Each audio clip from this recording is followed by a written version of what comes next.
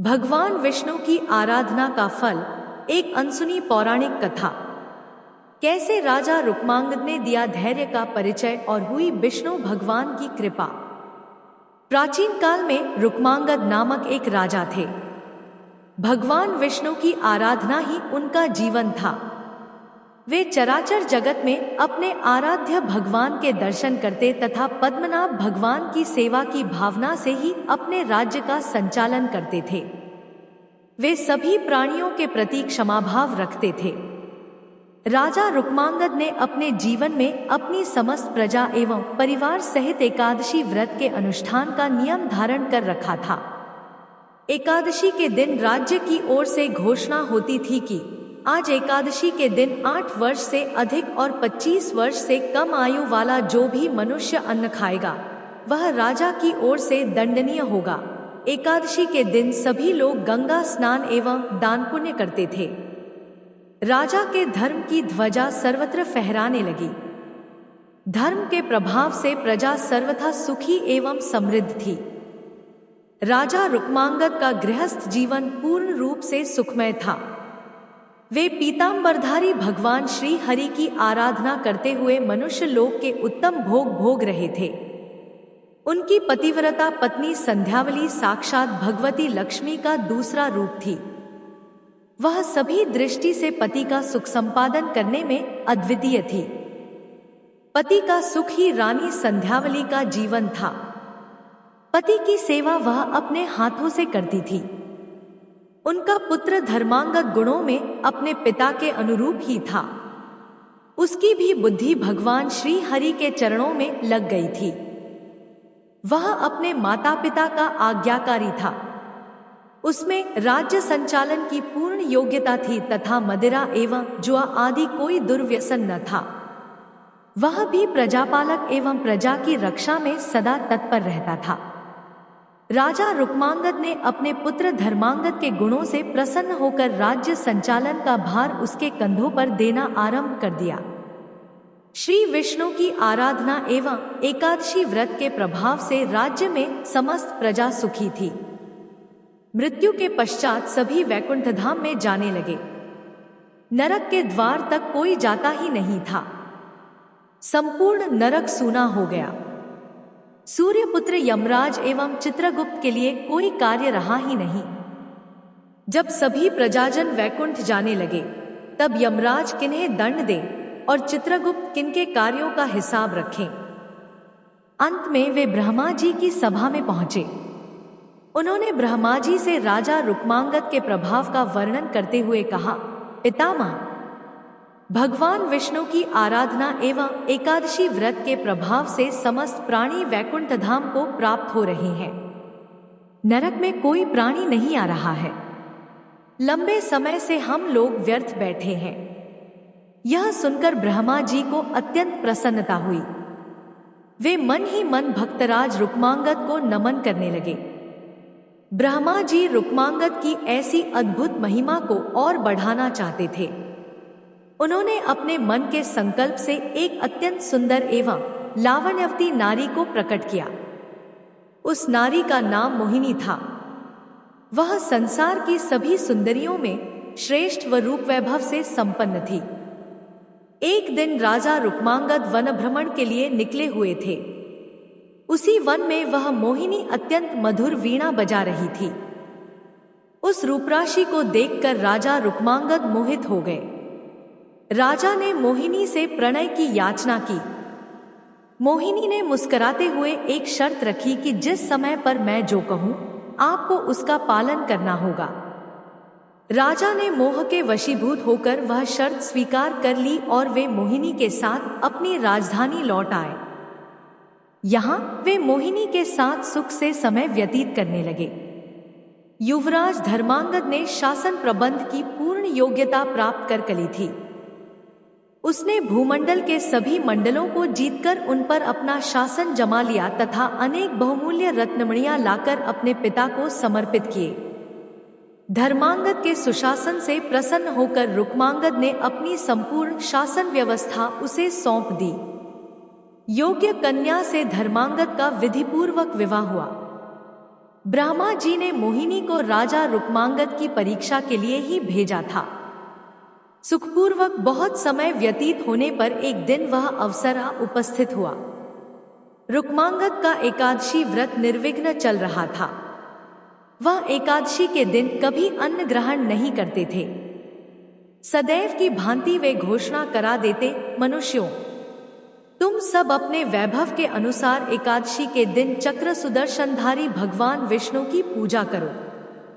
वस्त्र, उत्तम चंदन, रोली, पुष्प, धूप, दीप तथा हृदय को अत्यंत प्रिय लगने वाले सुंदर फल एवं उत्तम गंध के द्वारा भगवान श्री हरि के चरणारविंदों की अर्चना करो। जो भगवान विष्णु का लोक प्रदान करने वाले मेरे इस धर्म सम्मत वचन का पालन नहीं करेगा, निश्चित ही उसे कठोर दंड दिया जाएगा। एक दिन मोहिनी अपने पति रुक्मांगद से एकादशी के दिन अन्न खाने के लिए आग्रह करने लगी। उसने हठपूर्वक कहा कि गृहस्थ राजा जो सदैव परिश्रम करता है, उसे कभी भी अन्न नहीं छोड़ना चाहिए। राजा ने मोहिनी को बहुत समझाया। उन्होंने शास्त्रों का प्रमाण देकर बताया कि एकादशी के दिन जो अन्न खाता है वह पाप का भागी और नरकगामी होता है, किंतु मोहिनी अपने हठ पर अटल रही। राजा ने उसे अनेक प्रलोभन भी दिए, परंतु मोहिनी पर उन बातों का कोई प्रभाव न पड़ा। मोहिनी ने राजा को विवाह के समय दी हुई अपनी शर्त की स्मृति कराई, जो मैं कहूंगी उसे आपको पालन करना होगा, अन्यथा आप असत्यवादी हो जाएंगे एवं सत्य का त्याग करने से आपको पाप का भागी होना पड़ेगा। मोहिनी ने अंत में यह भी घोषणा की, यदि आप एकादशी के दिन अन्न ग्रहण नहीं करेंगे तो मैं आपको त्याग कर चली जाऊंगी। रुक्मांगद ने मोहिनी को पुनः समझाते हुए पुराणों का प्रमाण दिया और कहा कि पुराणों में स्थान स्थान पर यह घोषणा की गई है कि एकादशी पर भोजन नहीं करना चाहिए, परंतु मोहिनी अपने निश्चय पर अटल रही। वह अपने पति को असत्यवादी घोषित करती हुई उन्हें छोड़कर जाने को तत्पर थी। इधर राजा रुक्मांगद मोहिनी पर आसक्त होते हुए भी एकादशी के दिन अन्न न ग्रहण करने के निश्चय पर दृढ़ थे। पितृभक्त धर्मांगद एवं पतिव्रता रानी संध्यावली ने मोहिनी को राजा को छोड़कर न जाने के लिए बहुत समझाया।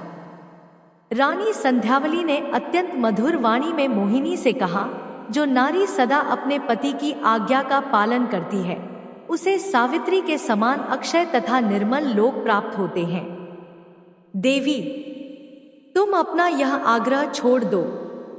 महाराज ने कभी बचपन में भी एकादशी के दिन अन्न ग्रहण नहीं किया है, अतः तुम इसके लिए उन्हें बाध्य मत करो। तुम उनसे कोई अन्य वर मांग लो।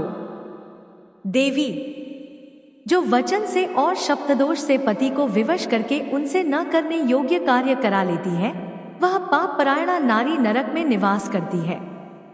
वह भयंकर नरक से निकलने के पश्चात 12 जन्मों तक शुक्री की योनि में जन्म लेती है, तत्पश्चात चांडाली होती है। सुंदरी, इस प्रकार पाप का परिणाम जानकर मैंने तुम्हें सखी भाव से मना किया है। धर्म की इच्छा रखने वाले मनुष्य को उचित है कि वह शत्रु को भी अच्छी बुद्धि, उचित परामर्श दे। सुंदरी, जिस पत्नी के पति उसके व्यवहार से दुखी होते हैं, वह समृद्धिशालिनी हो तो भी उस पापिनी की अधोक्ति ही कही गई है। वह 17 युगों तक पूय नामक नरक में पड़ी रहती है। वह तत्पश्चात 7 जन्मों तक छछूदर होती है, तदंतर काक्योनी में जन्म लेती है। स्त्रियों के लिए एकमात्र पति के सिवा संसार में दूसरा कौन देवता है। इतनी अच्छी बातें सुनने पर भी मोहिनी की बुद्धि शुद्ध नहीं हुई। उसकी भावी उसके सिर पर नाच रही थी। जगत को अच्छी शिक्षा मिलने वाली थी। मोहिनी की दुर्दशा होनी ही थी। रानी संध्यावली की बातें सुनकर दुष्टहृदया मोहिनी ने अपनी एक नई शर्त रखी। राजा रुक्मांगद अपने हाथों से अपने पुत्र धर्मांगद का सिर काटकर भेंट करे अथवा एकादशी के दिन का अन्न ग्रहण करे, तभी उनके सत्य की रक्षा हो सकती है। राजा रुक्मांगद मोहिनी की नई शर्त सुनकर अर्धमूर्छित से होने लगे। मूर्ख मोहिनी को अपनी भावी दुर्दशा का किंचित मात्र भी विचार नहीं था। वह अपने पति के बहुत समझाने एवं अनुनय विनय करने पर भी कुछ ध्यान न देकर अपने हठ पर अड़ी रही। अंत में धर्मांगद एवं रानी संध्यावली ने महाराजा रुक्मांगद से प्रार्थना करके उन्हें सत्य की रक्षा के लिए राजी किया। सत्य की महिमा विलक्षण है। राजा रुक्मांगद हाथ में तलवार लेकर धर्मांगद का सिर काटने के लिए उद्यत हुए। राजा रुक्मांगद हाथ एक में तलवार लेकर धर्मांगद का सिर काटने के लिए उद्यत हुए। धर्मांगद ने भक्तिपूर्वक माता पिता के चरणों में सिर टेक कर प्रणाम किया और भगवान विष्णु के ध्यान में मग्न हो तलवार की धार के सामने अपना सिर धरती पर रख दिया। कृपालु भगवान विष्णु राजा रुक्मांगद, रानी संध्यावली एवं धर्मांगद का धैर्य देख रहे थे। चमचमाती तलवार ज्यों ही धर्मांगद के सिर को छूने वाली थी, त्यों ही भगवान श्री हरि ने प्रकट होकर राजा का हाथ पकड़ लिया। उस अद्भुत दृश्य को देवगण भी देख रहे थे। उनके देखते देखते ही महात्मा नरेश रानी संध्यावली एवं पुत्र धर्मांगद के साथ भगवान विष्णु में सशरीर विलीन हो गए।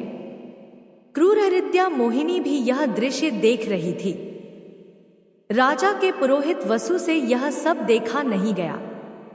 उनके संकल्प से दुष्टा मोहिनी वहीं भस्म हो गई।